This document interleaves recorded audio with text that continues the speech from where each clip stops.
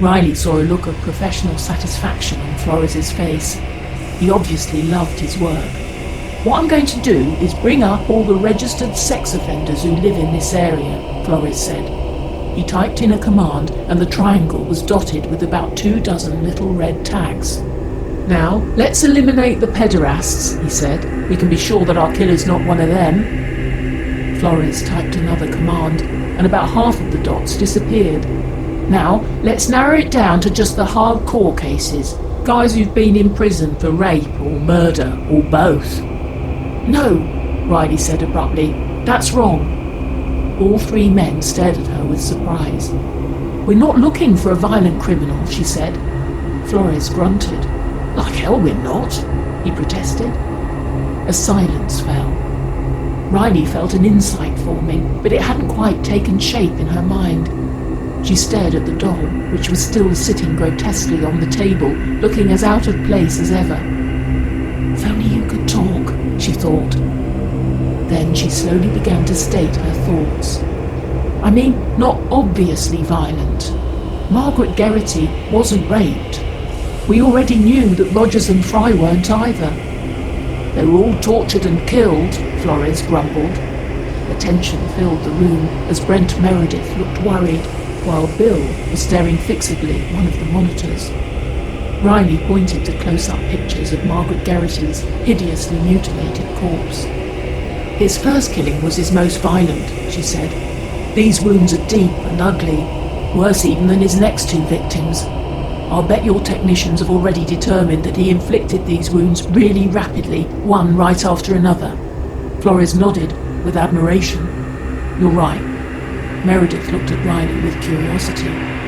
"What does that tell you?" Meredith asked. Riley took a deep breath. She found herself slipping into the killer's mind again. "I'm pretty sure of something," she said. "He's never had sex with another human being in his life. He's probably never even been on a date. He's homely and unattractive. Women have always rejected him." Riley paused for a moment, collecting her thoughts. "One day he finally snapped," she said. "He abducted Margaret Geraghty, bound her, stripped her, and tried to rape her." Flores gasped with sudden comprehension. "But he couldn't do it," Flores said. "Right. He's completely impotent," Riley said.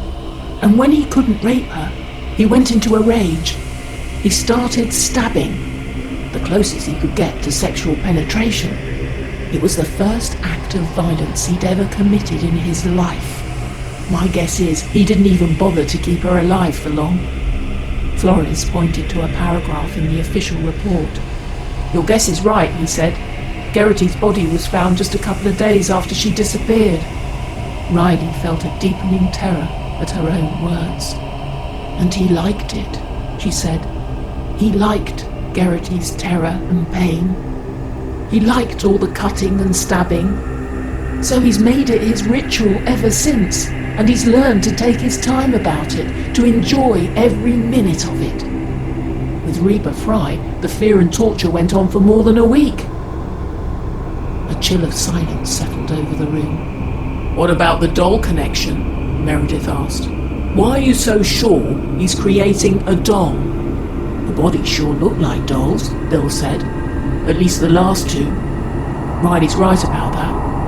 "It is about dolls," Riley said quietly, "but I don't know exactly why. There's probably some sort of revenge element here." Finally, Flores asked, "So, do you think we're looking for a registered offender at all?"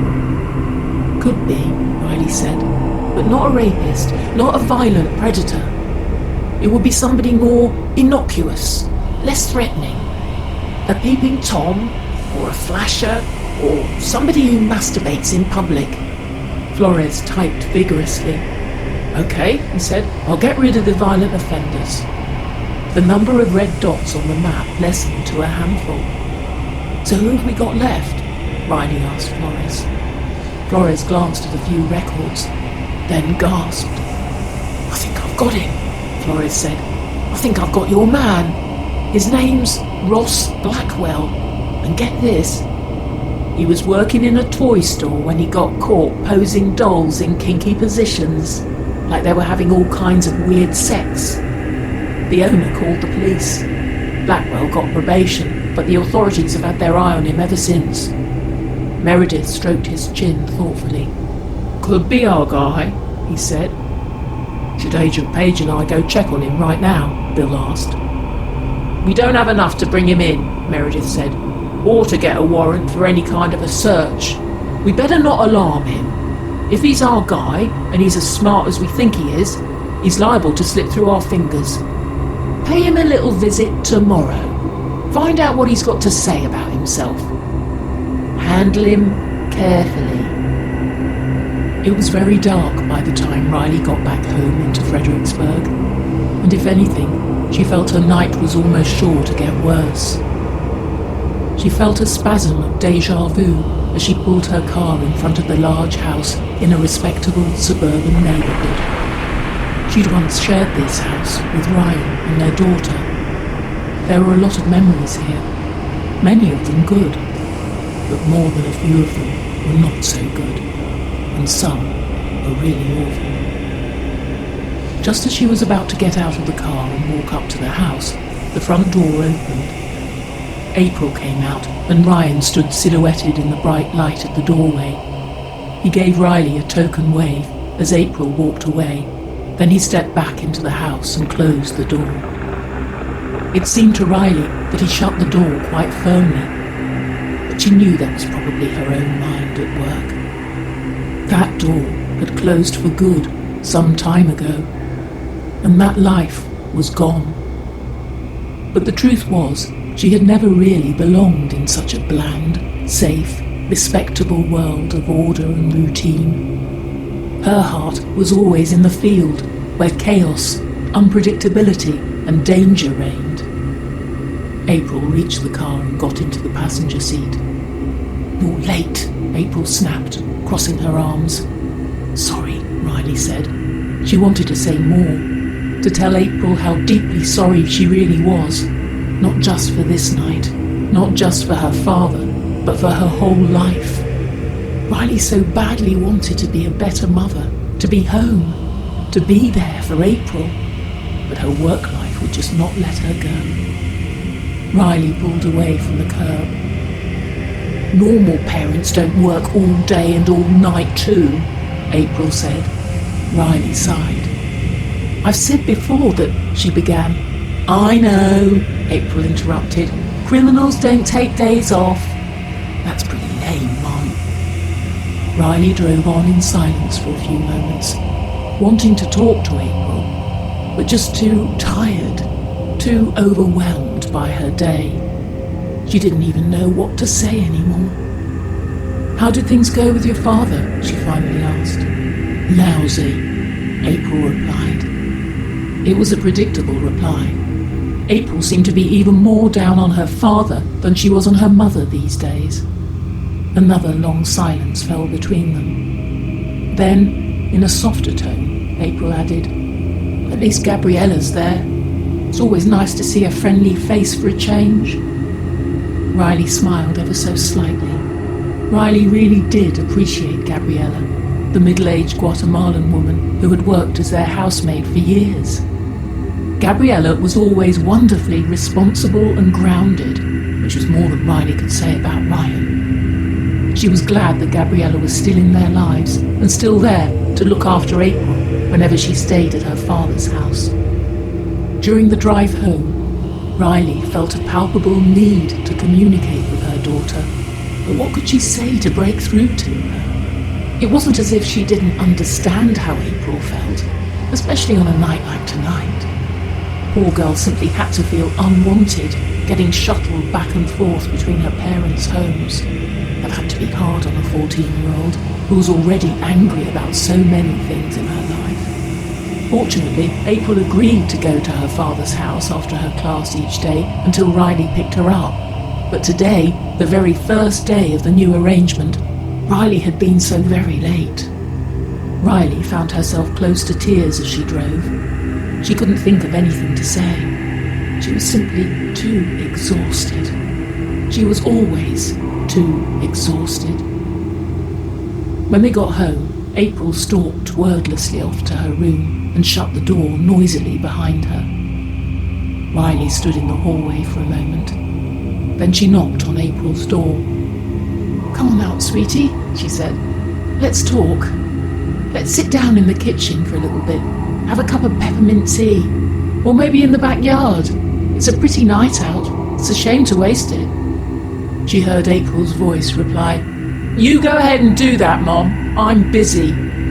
Riley leaned wearily against the doorframe. "You keep saying I don't spend enough time with you," Riley said. "It's past midnight, Mom. It's really late."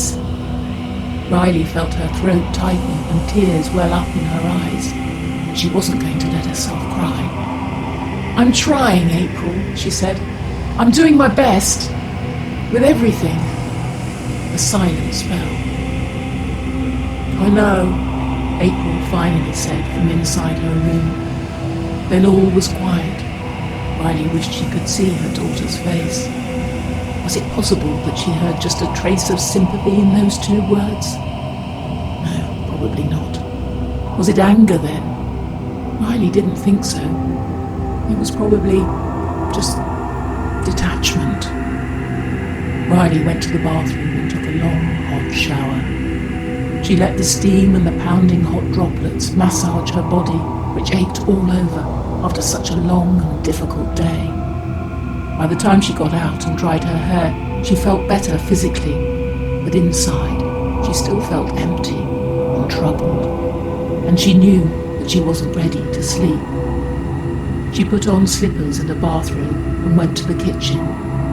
When she opened a cabinet, the first thing she saw was a mostly full bottle of bourbon. She thought about pouring herself a straight double shot of whiskey. Not a good idea, she told herself firmly. In her current frame of mind, she wouldn't stop with one. Through all her troubles of the last 6 weeks, she'd managed not to let alcohol get the best of her. This was no time to lose control. She fixed herself a cup of hot mint tea instead. Then Riley sat down in the living room and began to pore over the folder full of photographs and information about the 3 murder cases.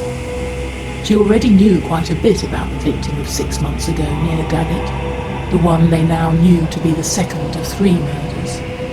Eileen Rogers had been a married mother with 2 children who owned and managed a restaurant with her husband. And of course Riley had also seen the site where the 3rd victim, Reba Fry, had been left. She'd even visited Fry's family, including the self-absorbed senator.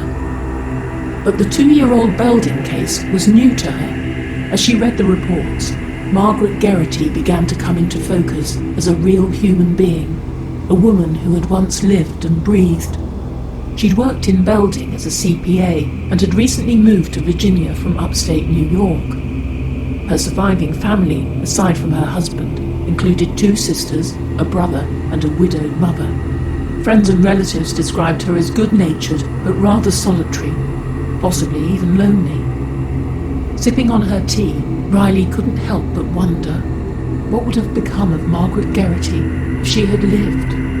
At 36, life still held all kinds of possibilities, children and so much else.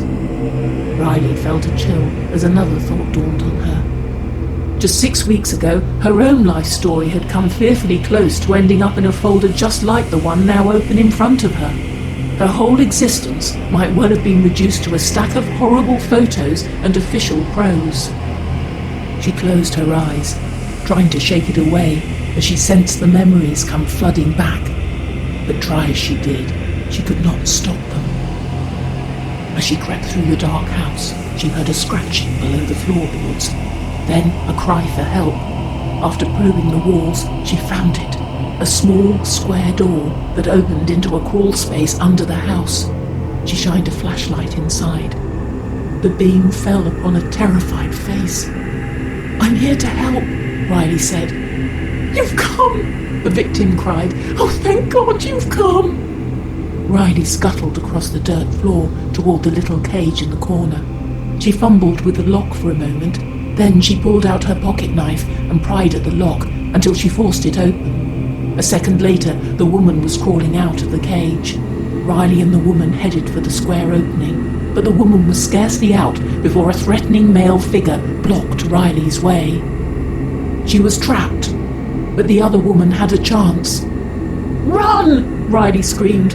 "Run!" Riley yanked herself back to the present. Would she ever be free from those horrors? Certainly, working on a new case involving torture and death wasn't making it easier for her. Even so, there was one person she could always turn to for support. She got out her phone and texted Marie. "Hey, you still awake?" After a few seconds, the reply came. "Yes, how are you?" Riley typed, pretty shaky. "And you?" "Too scared to sleep." Riley wanted to type something to make both of them feel better. Somehow, just texting like this didn't seem to be enough. "Do you want to talk?" she typed. "I mean, talk, not just text." It took several long seconds before Marie replied. "No, I don't think so." Riley was surprised for a moment. Then she realized that her voice might not always be comforting for Marie. Sometimes it might even trigger awful flashbacks for her. Riley remembered Marie's words the last time they had spoken. "Find that son of a bitch and kill him for me." And as she pondered them, Riley did have news that she thought Marie might want to hear. "I'm back on the job," Riley typed. Marie's words poured out in a rush of typed phrases. "Oh good! So glad! I know it's not easy. I'm proud. You are very brave." Riley sighed. She didn't feel so brave. Not just at this moment, anyway. Marie's words continued. "Thank you. Knowing you're working again makes me feel much better. Maybe I can sleep now. Good night." Riley typed, "Hang in there." Then she put her phone down. She felt a bit better too. After all, she'd accomplished something, getting back to work like this. Slowly but surely, she really was starting to heal. Riley drank the rest of her tea, then went straight to bed. She let her exhaustion overtake her and fell asleep quickly. Riley was 6 years old, in a candy store with Mommy. She was so happy about all the candy Mommy was buying for her. But then a man walked toward them. A big, scary man. He wore something over his face, a nylon stocking, just like Mommy wore on her legs. He pulled a gun. He yelled at Mommy to give him her purse, but Mommy was so scared that she couldn't move. She couldn't give it to him. And so he shot her in the chest. She fell to the floor bleeding. The man snatched up the purse and ran. Riley started screaming and screaming and screaming. Then she heard Mommy's voice. "There's nothing you can do, dear. I'm gone. And you can't help it." Riley was still in the candy store, but she was all grown up now. Mommy was right in front of her, standing over her own corpse. "I've got to bring you back," Riley cried. Mommy was smiling sadly at Riley. "You can't," Mommy said. "You can't bring back the dead." Riley sat up, breathing hard, startled from her sleep by a rattling noise. She looked all around, on edge. The house was silent now, but she'd heard something, she was sure, like a noise at the front door. Riley jumped to her feet, her instincts kicking in. She got a flashlight and her gun out of the dresser and moved carefully through the house toward the front door. She peered through the small glass pane in the door, but saw nothing. All was silent. Riley braced herself and quickly opened the door wide, shining the light outside. No one. Nothing. As she moved the light around, something on the front stoop caught her attention. A few pebbles were scattered there. Had somebody tossed them at the door, causing that rattle? Riley racked her brain, trying to remember if those pebbles had been there when she'd gotten home last night. In her haze, she simply couldn't be sure one way or the other. Riley stood there for a few moments, but there was no sign of anybody anywhere. She closed and locked the front door and headed back down the short hallway to her bedroom. As she reached the end, she was startled to see that April's bedroom door was slightly open. Riley pulled the door open wide and looked inside. Her heart pounded with terror. April was gone. "April!" Riley screamed. "April!" Riley ran to the bathroom and looked inside. Her daughter wasn't there either. She ran desperately through the house, opening doors, looking into every room and every closet. She found nothing. "April!" she screamed again. Riley recognized the bitter flavor of bile in her mouth. It was the taste of terror. At last, in the kitchen, she noticed an odd smell wafting in through an open window. She recognized that smell from long ago college days. Her terror ebbed away, replaced by sad annoyance. "Oh, Jesus," Riley murmured aloud, feeling immense relief. She jerked the back door open. In the early morning light, she could see her daughter, still in her pajamas, sitting at the old picnic table. April looked guilty and sheepish. "What do you want, Mum?" April asked. Riley strode across the yard, holding out her hand. "Give it to me," Riley said. April awkwardly tried to display an innocent expression. "Give you what?" she asked. Riley's voice choked back more sadness than anger. "The joint you're smoking," she said. "And please don't lie to me about it." "You're crazy," April said, doing her best to sound righteously indignant. "I wasn't smoking anything. You're always assuming the worst about me. You know that, Mum." Riley noticed how her daughter was hunched forward as she sat on the bench. "Move your foot," Riley said. "What?" April said, feigning incomprehension. Riley pointed at the suspicious foot. "Move your foot." April groaned aloud and obeyed. Sure enough, her bedroom slipper had been covering a freshly crushed marijuana joint. A wisp of smoke rose from it, and the smell was stronger than ever. Riley bent down and snatched it up. "Now give me the rest of it." April shrugged. "The rest of what?" Riley couldn't quite keep her voice steady. "April, I mean it. Don't lie to me. Please." April rolled her eyes and reached into her shirt pocket. She pulled out a joint that hadn't been lit. "Oh, for Christ's sake, here," she said, handing it to her mother. "Don't try to tell me you're not going to smoke it yourself as soon as you get a chance." Riley shoved both joints into her bathrobe pocket. "What else have you got?" she demanded. "That's it. That's all there is," April snapped back. "Don't you believe me? But go ahead, search me. Search my room. Search everywhere. This is all I've got." Riley was trembling all over. She struggled to bring her emotions under control. "Where did you get these?" she asked. April shrugged. "Cindy gave them to me." "Who's Cindy?" April let out a cynical laugh. "Well, you wouldn't know, would you, Mum? It's not like you know much of anything about my life. What do you care anyway? I mean, does it make any difference to you if I get high?" Riley was stung now. April had gone right for the jugular, and it hurt. Riley couldn't hold back the tears anymore. "April, why do you hate me?" she cried. April looked surprised, but hardly repentant. "I don't hate you, Mum." "Then why are you punishing me? What did I ever do to deserve this?" April stared off into space. "Maybe you ought to spend some time thinking about that, Mum." April got up from the bench and walked toward the house. Riley wandered through the kitchen, mechanically getting out everything she needed to make breakfast. As she took the eggs and bacon out of the refrigerator, she wondered what to do about this situation. She ought to ground April immediately, but how exactly could she do that? When Riley had been off the job, she'd been able to keep tabs on April, but everything was different now. Now that Riley was back at work, her schedule would be wildly unpredictable, and apparently so would her daughter. Riley mulled over her choices as she laid strips of bacon in the pan to sizzle.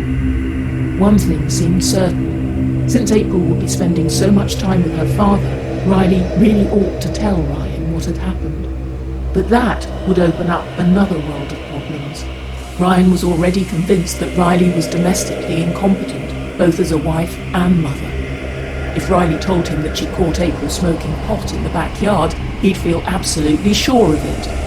And maybe he'd be right, she thought miserably, as she pushed 2 slices of bread down into the toaster. So far, Ryan and Riley had managed to avoid a custody battle over April. She knew that although he'd never admit it, Ryan was enjoying his freedom as a bachelor too much to want to be bothered with raising a teenager. He hadn't been thrilled when Riley told him that April would be spending more time with him. But she also knew that her ex-husband's attitude could change very fast, especially if he had an excuse to blame her for something. If he found out that April had been smoking pot, he might try to take her away from Riley altogether. That thought was unbearable. A few minutes later, Riley and her daughter were sitting at the breakfast table, eating. The silence between them was even more awkward than usual. Finally, April asked, "Are you going to tell Dad?" "Do you think maybe I should?" Riley replied. It seemed like an honest enough reply under the circumstances. April hung her head, looking worried. Then April pleaded, "Please don't tell Gabriella." The word struck Riley straight to the heart. April was more worried about their housemaid finding out than she was about what her father might think, or her own mother, for that matter. So things had gotten this bad, Riley thought, miserably. What precious little that was left of her family life was disintegrating right before her eyes. She felt as if she were barely a mother at all anymore. She wondered if Ryan had any such feelings about being a father. Probably not. Feeling guilty wasn't Ryan's style. She sometimes envied him his emotional indifference. After breakfast, as April got ready for school, the house fell silent, and Riley began to obsess about the other thing that had happened that morning, if it had happened. What or who had caused that rattling at the front door? Had there been a rattling at the front door? Where had those pebbles suddenly come from? She recalled Marie's panic over strange phone calls, and an obsessive fear was growing inside her, getting out of control. She got out her cell phone and called a familiar number. "Betty Richter, FBI Forensics Tech," came the curt reply. "Betty, this is Riley Page." Riley swallowed hard. "I think you know why I'm calling." After all, Riley had been making this exact same phone call every 2 or 3 days for the last 6 weeks now. Agent Richter had been in charge of closing up the details on the Peterson case, and Riley desperately wanted resolution. "You want me to tell you that Peterson's really dead," Betty said, in a sympathetic tone. Betty was the very soul of patience, understanding, and good humour, and Riley had always been grateful to have her to talk to about this. "I know it's ridiculous." "After all you went through," Betty said. "No, I don't think so. But I don't have anything new to tell you, just the same old thing. We found Peterson's body. Sure, it was burned to a cinder, but it was exactly his height and build. There's really nobody else it could have been." "How sure are you? Give me a percentage." "I'd say 99%, she said. Riley took a long, slow breath. "You can't make that 100, she asked. Betty sighed. "Riley, I can't give you 100% certainty about much of anything in life. Nobody can.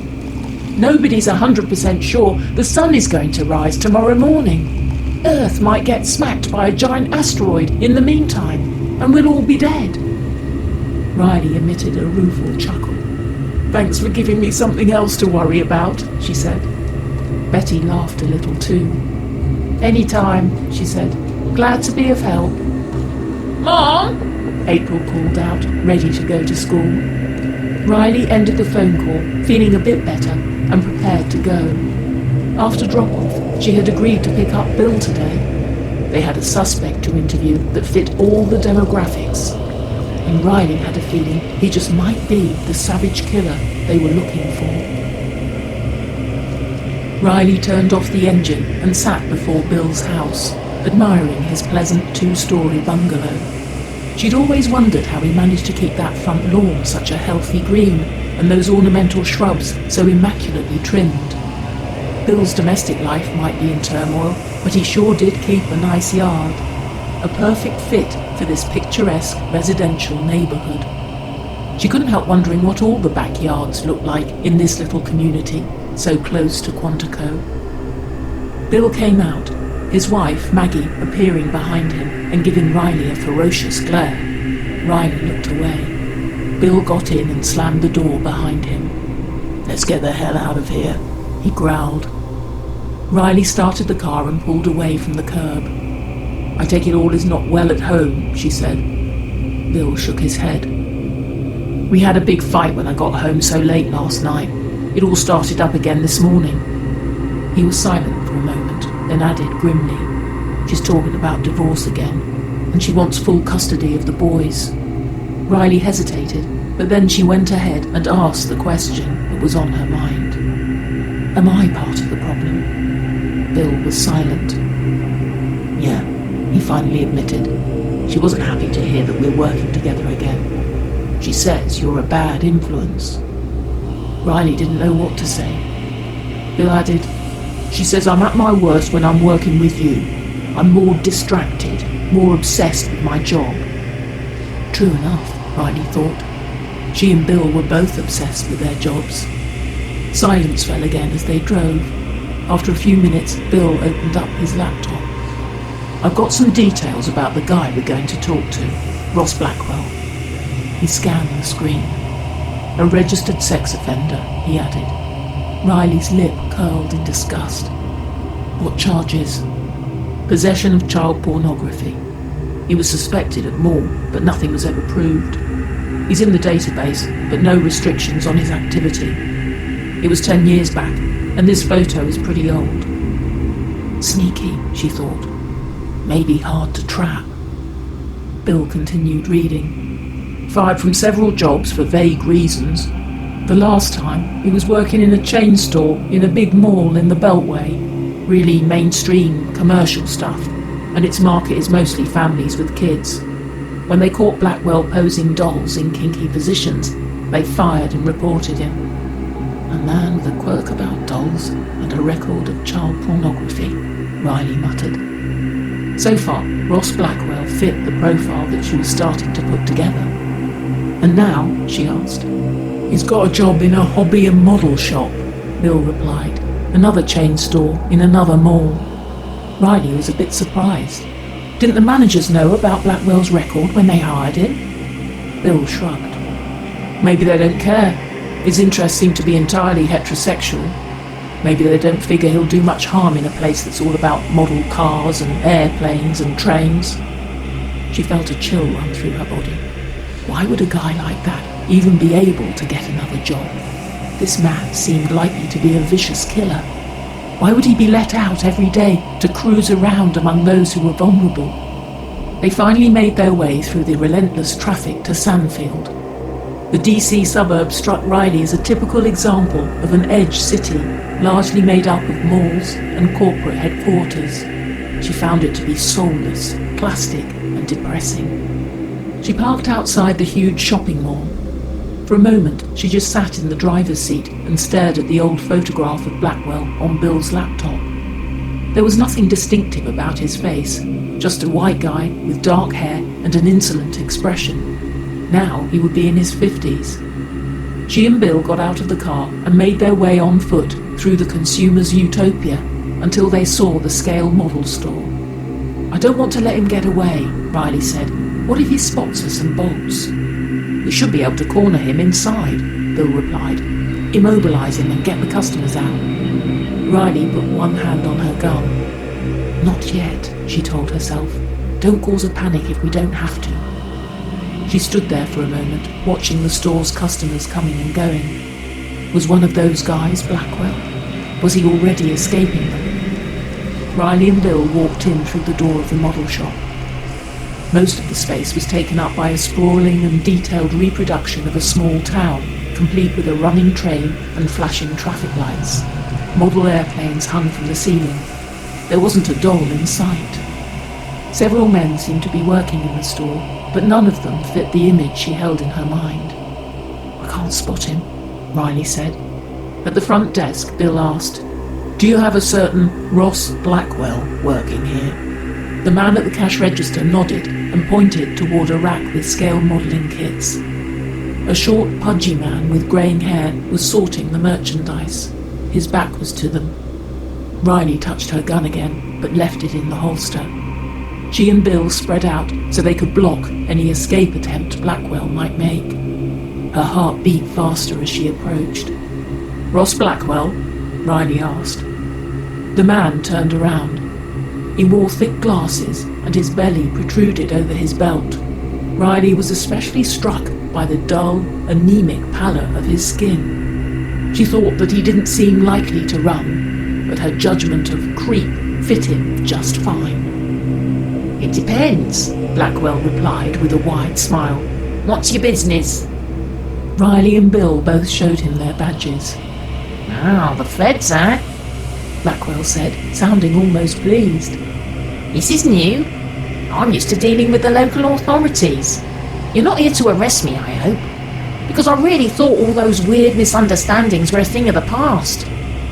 "We'd just like to ask you a few questions," Bill said. Blackwell smirked a little and tilted his head inquiringly. "A few questions, huh? Well, I know the Bill of Rights pretty much by heart. I don't have to talk to you if I don't want to.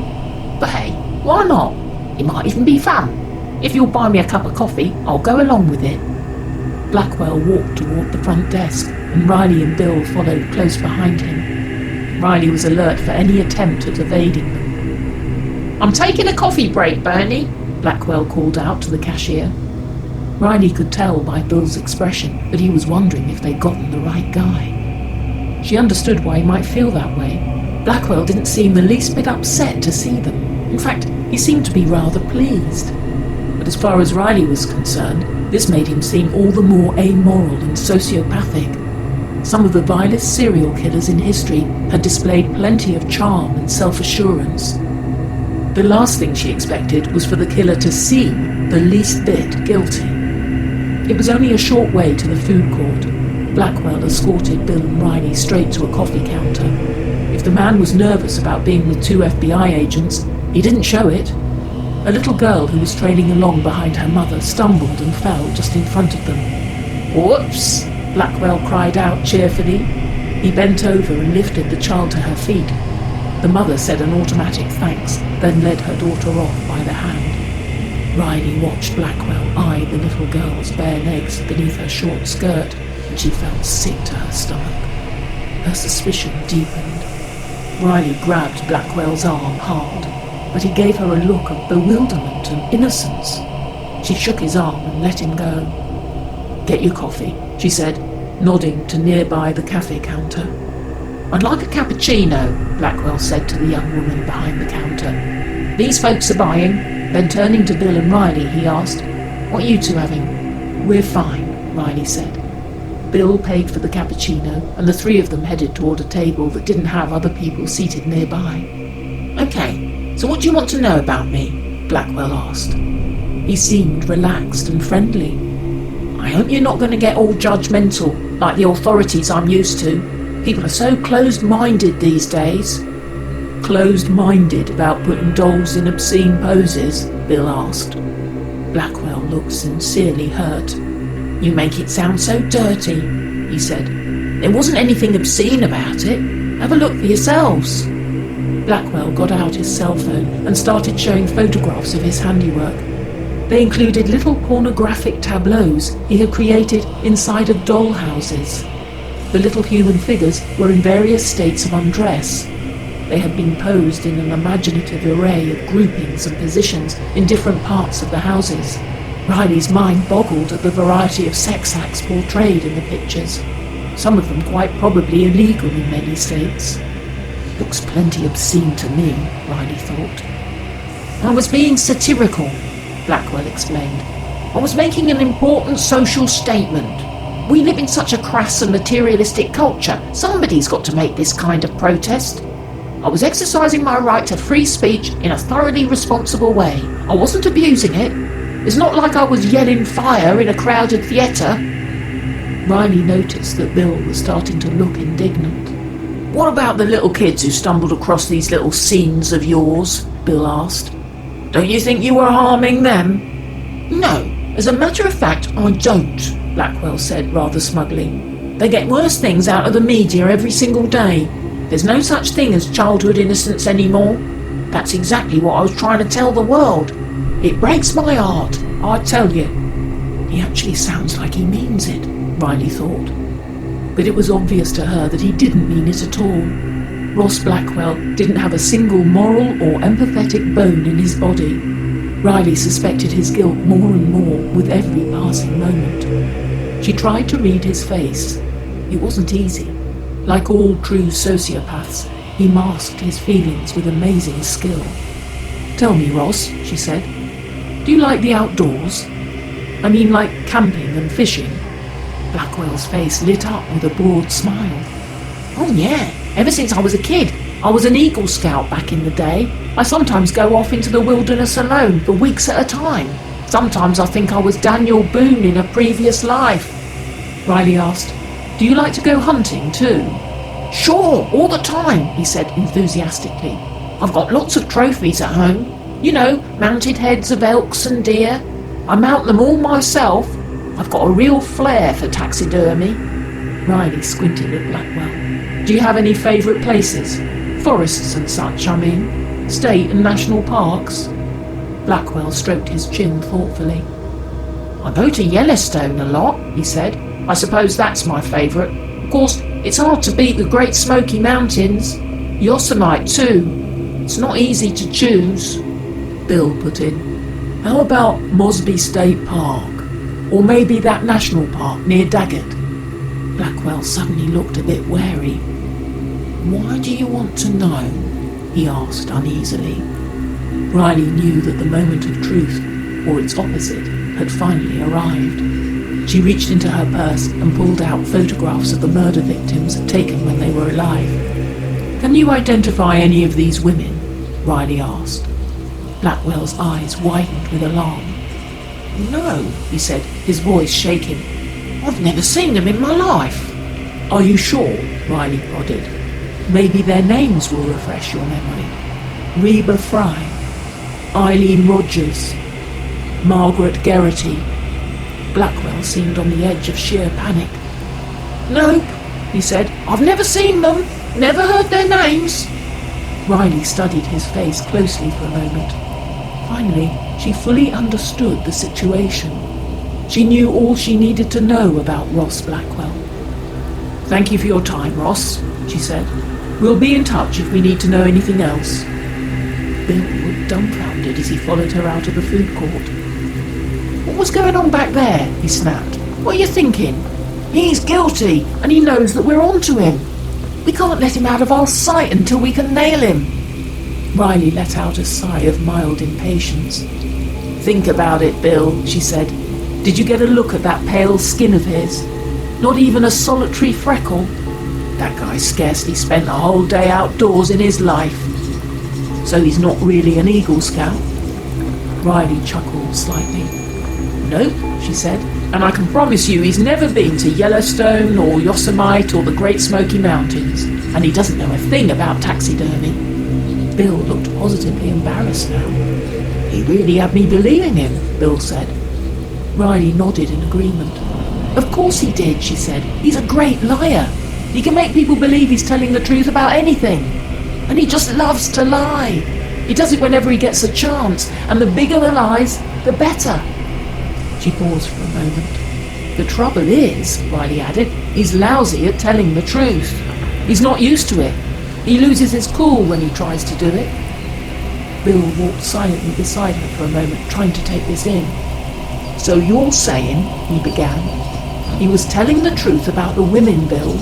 That's why he sounded so guilty. The truth always sounds like a lie when he tries to tell it. He really and truly never saw any of those women in his life. I'm not saying he's not capable of murder. He probably is. But he didn't do these murders. Bill growled under his breath. Damn, he said. Riley didn't say anything the rest of the way to the car. This was a serious setback. The more she thought about it, the more alarmed she felt. The real killer was still out there, and they still didn't have a clue who or where he was. And she just knew, that he would soon kill again. Riley was getting frustrated with her inability to figure this case out, but as she racked her brain, it suddenly occurred to her who she needed to talk to, right now. They were just a short distance out of Sandfield when Riley suddenly crossed 2 lanes and veered onto an exit ramp. Bill was surprised. "Where are we going?" he asked. "Belding," Riley said. Bill stared at her from the passenger seat, waiting for more of an explanation. "Margaret Geraghty's husband still lives there," she said. "Roy's his name, right? Roy Geraghty. And doesn't he own a filling station or something?" "Actually, it's an auto repair and supply store," Bill said. Riley nodded. "We're going to pay him a visit," she said. Bill shrugged doubtfully. "Okay, but I'm not sure why," he said. "The locals did a pretty thorough job interviewing him about his wife's murder. They didn't get any leads." Riley didn't say anything for a while. She knew all this already. Still, she felt as if there was something yet to be learned. Some sort of loose end must have been left hanging in Belding, just a short drive away through Virginia farm country. She just had to find out what it was, if she could. But she was starting to doubt herself. "I'm rusty, Bill," Riley muttered as she drove. "For a while back there, I was really sure that Ross Blackwell was our killer. I ought to have known better at first glance. My instincts are shot." "Don't be too hard on yourself," Bill replied. "You seem to fit your profile." Riley groaned under her breath.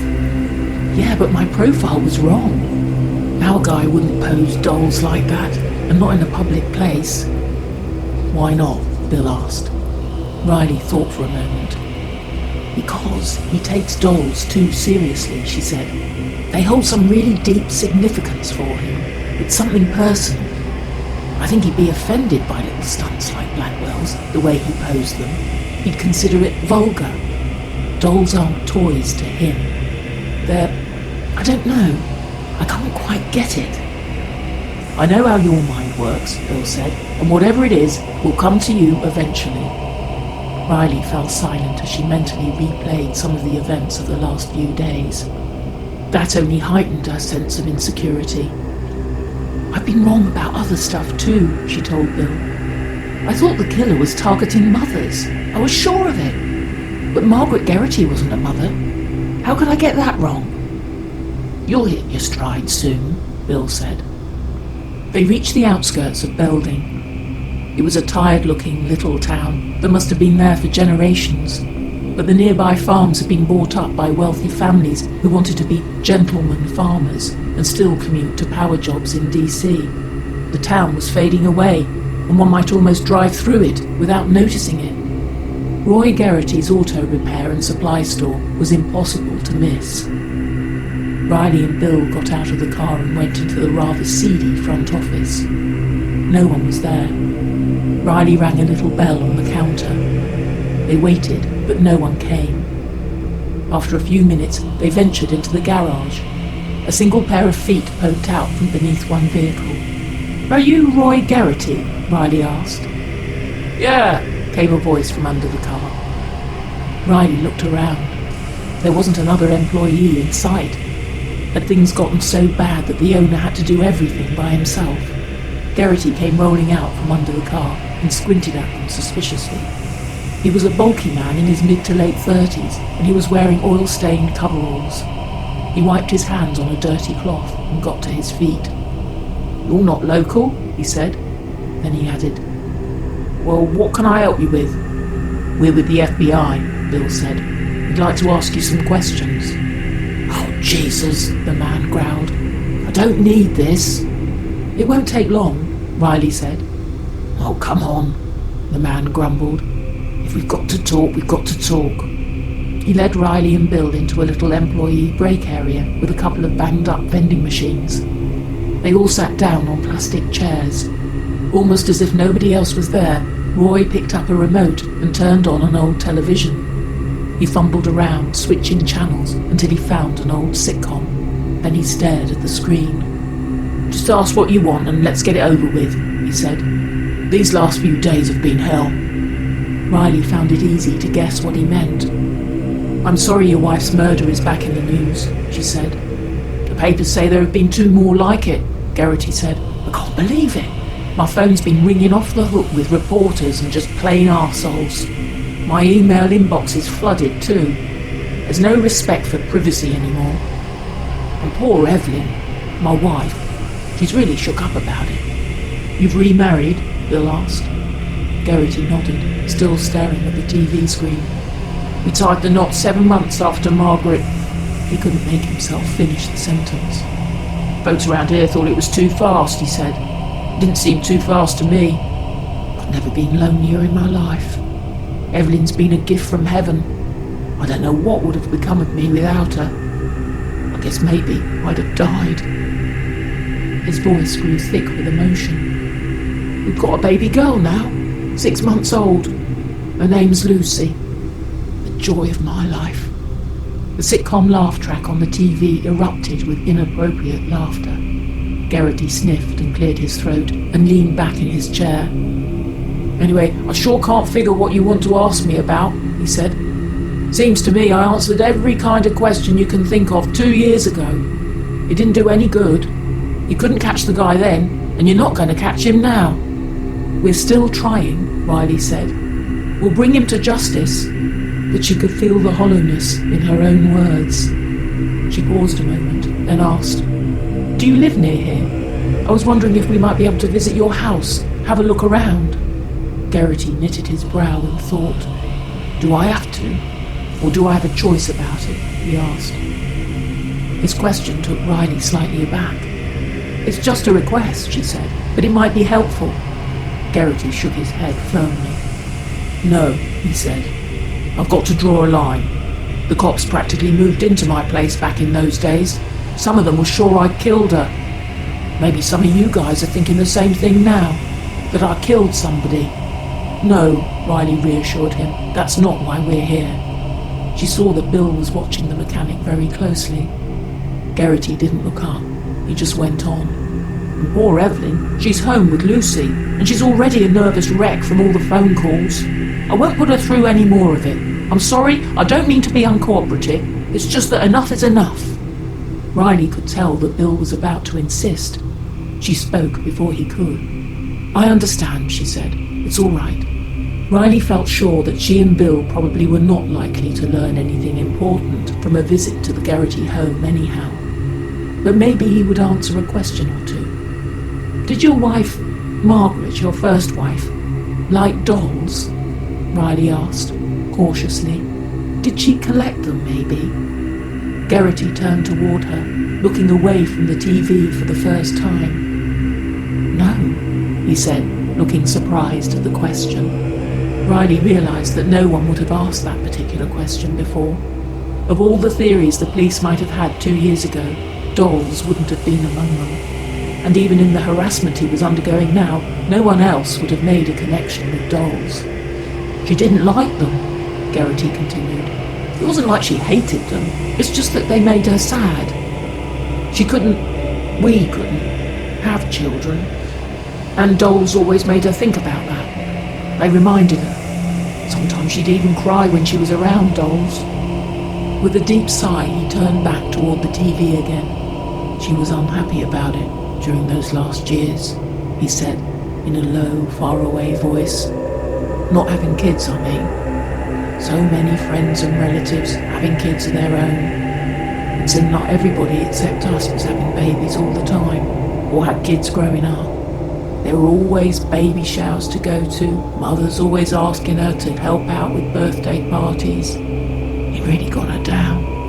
Riley felt a lump of sympathy form in her throat. Her heart went out to this man, who was still trying to put his life back together after an incomprehensible tragedy. "I think that will be all, Mr. Geraghty," she said. "Thanks so much for your time. And I know it's awfully late to be saying so, but I'm sorry for your loss." A few moments later, Riley and Bill were driving away. "A wasted trip," Riley said to Bill. Riley looked in the rearview mirror and saw the little town of Belding vanishing behind them. The killer wasn't there, she knew, but he was somewhere in the area that Flores had shown them on the map. Somewhere close. Perhaps they were driving by his trailer right now and didn't even know it. The thought tortured Riley. She could almost feel his presence, his eagerness, his urge to torture and kill that was becoming an ever more compelling need. And she had to stop it. The man was awakened by his cell phone alarm. At first, he didn't know where he was, but he knew right away that today was going to be important. It was the kind of day he lived for. He knew that he had awakened in this strange place for a very good reason, because it was to be that kind of day. It would be a day of delicious satisfaction for him, and of sheer terror and indescribable pain for someone else. But where was he? Still half asleep, he couldn't remember. He was lying on a couch in a small carpeted room, looking at a refrigerator and a microwave. Morning light streamed through a window. He got up, opened the door to the room, and looked out into a dark hallway. He flicked on the room light beside the door frame. Light shined out into the hallway and into an open door across the hall.